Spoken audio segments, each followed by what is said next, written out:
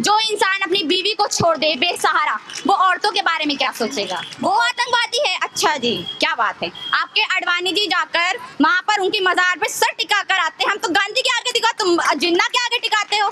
देशभक्त देशद्रोही हम जानते हैं कौन है। हम लोग डरते नहीं है आप जैसे कायरों से। आप कायर हैं, फेसबुक पे भौंकते हैं आपके वक्त बैठ के। हम लोग फेसबुक पे नहीं भौंकते, हमारे अंदर इतना दम है कि भरी सभा में कुछ बोलने का दम रखते हैं, क्योंकि पुलिस मजबूर है। आज हमारी पुलिस मजबूर है, पर इन्होंने पुलिस को भी खरीद लिया। इन्होंने आज पुलिस को भी खरीद लिया। हम सही कहते थे, पहले भी बातें होती थी और आज भी बातें होती है। रवीश कुमार जी की बात हमेशा एक बात याद रहती है मुझे, हमेशा, इसलिए मैंने टीवी देखना छोड़ दिया है। उन्होंने बोला था टीवी को बंद कर दीजिए, टीवी मत देखा कीजिए। टीवी पे अर्नब गोस्वामी जैसे लोग आते हैं, टीवी पे सुधीर चौधरी जैसे लोग आते हैं, वो भड़काते हैं, और आज वो ही हुआ है। हमारे देश की सबसे बड़ी दलाल है मीडिया, सबसे बड़ी दलाल। इन्होंने बीजेपी का इतना खा रखा है कि यहाँ पे जो भी इनकी पार्टी में शामिल होगा वो तो दूध का धुला है, और जो इनकी पार्टी में से चाहे वो कोई भी हो, वो दूसरी पार्टी में जाएगा तो वो बहुत बुरा है। वो मुसलमान है, वो दलित है, फिर उसकी जाति बांट दी जाएगी। और हम हैं, अगर यहाँ पर किसी के लिए लड़ रहे हैं तो हमें गालियाँ दी जाएंगी। ये लोग सिर्फ हिंदू मुसलमान की राजनीति कर रहे हैं। देखिए अभी थोड़े दिन बाद 8 तारीख है, 8 तारीख अभी दूर है, देखते रहिएगा क्या क्या होने वाला है। अभी हमें देखने वाला होगा। अभी ये नहीं है कि हम बैठ जाएंगे। एक जगह गोली चली पहले जामिया में, जहाँ से शुरू हुआ था, जामिया के बाद शाहीन बाग बना, शाहीन बाग में गोली चल गई। आज आप देखते रहिए। ये यहाँ पर सिर्फ ये सोच रहे हैं किसी तरह से जितना भी प्रोटेस्ट है, डर इतना बैठा दिया जाए कि वो पूरा प्रोटेस्ट खत्म हो जाए। पर इनके बाप का राज नहीं है जनाब, आपके बाप का देश नहीं है कि आप कहीं से भी प्रोटेस्ट को हटा लेंगे, कहीं पे भी प्रोटेस्ट को लगवा देंगे। आपके अंदर दम नहीं है इतना, पर इन महिलाओं के अंदर दम है, हमारे अंदर दम है। हम लोग डरते नहीं है आप जैसे कायरों से। आप कायर हैं, फेसबुक पे भौंकते हैं आपके वक्त बैठ के। हम लोग फेसबुक पे नहीं भौंकते, हमारे अंदर इतना दम है कि भरी सभा में कुछ बोलने का दम रखते हैं। आपके वक्त क्या है? आपके वक्त बताइए। 2-2 रुपए की ट्वीट के लिए पैसे लेते हैं, 2-2 रुपए के लिए ट्वीट के लिए। वहां पर हमारे थोड़े दिन एक लड़के ने बताया कि भैया मुझे तो पूरे दिन कार के चलाने के 500 रुपए मिलते हैं, पूरे दिन कार चलाओ, उसमें बीजेपी के गाने लगा लो, बीजेपी जिंदाबाद, बीजेपी जिंदाबाद, और उसके बाद उनको मिलते हैं पूरे दिन कार चलाने के 500 रुपए। ये तो इनकी औकात है। और बोलते हैं बीजेपी के भक्त हैं हम, बीजेपी वाले हैं, बीजेपी के लोग हैं। शर्म से डूब मरिए, शर्म आनी चाहिए। हमारे देश को खराब करने वाली बात है। और मेन बात, हमारे प्रधानमंत्री जी को अब तो शर्म आनी चाहिए।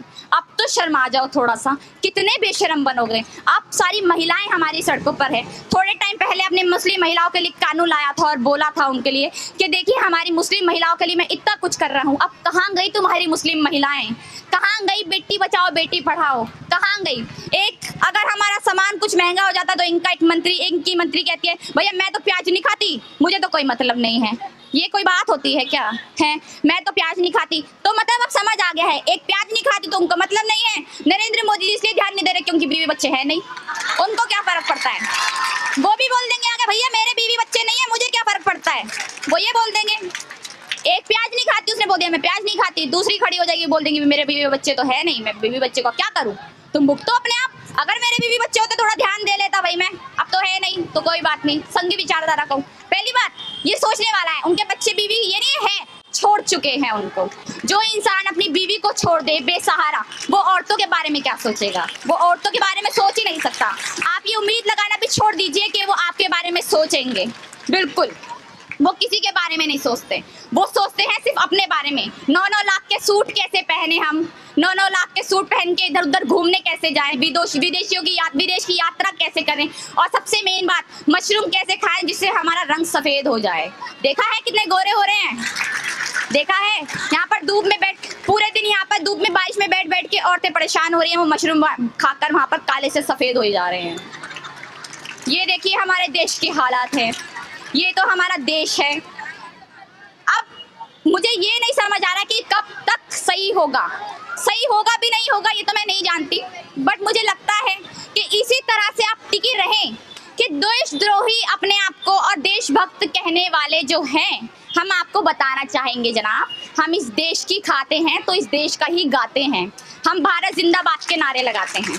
आपकी तरह छुप छुप के पाकिस्तान की बिरयानी खाने नहीं जाते हैं, हम लोग पाकिस्तान की बिरयानी नहीं चखते हैं, ठीक है। एएमयू में आपने ये बोल दिया था ना, आपके बहुत बहुत बड़ी तरह से बोला ना आपने एएमयू में जाके कि जिन्ना की फोटो लगाई हुई है यहाँ पे, ये आतंकवादी हैं। वो आतंकवादी है, अच्छा जी, क्या बात है। आपके अडवाणी जी जाकर वहाँ पर उनकी मजार पे सर टिका कर आते हैं, हम तो गांधी के आगे टिका, तुम जिन्ना के आगे टिकाते हो। देशभक्त देशद्रोही हम जानते हैं कौन है, आप मत बताइए हमें देशभक्त देशद्रोही कौन है।